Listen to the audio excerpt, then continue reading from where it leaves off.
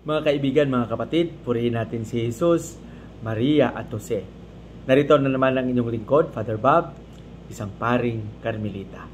Ngayon ay araw ng Martes, nasa 13 araw na tayo sa buwan ng Pebrero, 2024.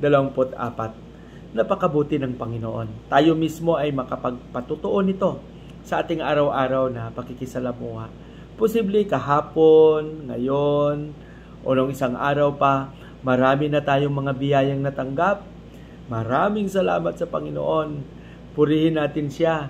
At oo, totoo, narito siya at napakabuti niya. Amen?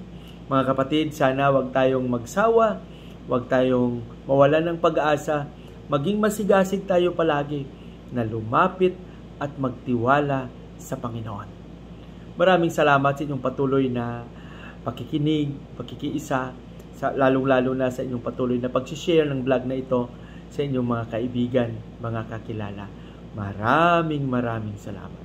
Sa araw na ito, ang ating pagninilay ay ibabahagi muli sa atin ni San Marcos, Kapitulo 8, versikulo 14 hanggang 21. Dito ay pinapaalalahanan ni Jesus ang mga tao na maging mapagmasid, tingnan ng mabuti at bantayan ang mga ginagawa ng mga Pariseyo.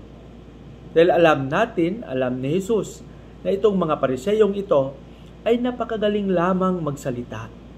Napakagaling nila magbigay ng mga matatamis na salita na ipinapahayag ng kanilang bibig tungkol sa kabutihan ng Panginoon. Ngunit ang lahat ng mga sinasabi nila ay kabaliktaran at napakalayo sa kung ano ang ginagawa nila. Kaya sabi ni Jesus, bantayan ninyo, magmasid kayo. Sundin nyo lang ang kanilang mga sinasabi at huwag ang kanilang ginagawa. Sana mga kapatid, malaking hamon ito sa atin. Yung palagi nating sinasabi, paulit-ulit na nahamon tayo ng ating simbahan, ng ating pagiging Kristiyano, na sana yung ating pagiging Kristiyano ay isabuhay natin. Huwag lang tayong maging magaling sa pananalita. Huwag lang tayong maging magaling sa pagpapahayag ng kabutihan ng Panginoon.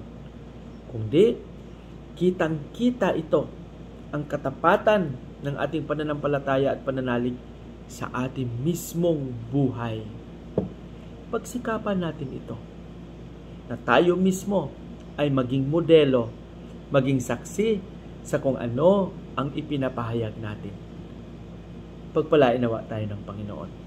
Sa ating panalangin, Panginoong Hesus, alam namin na maraki ang aming pagkukulang. Turuan mo kaming maging masigasig na maisabuhay ang iyong kalooban, ang mabuting balita, at maging tapat na saksi ng iyong paghahari. Hiniling namin ito sa pangalan ni Jesus na aming Panginoon. Amen.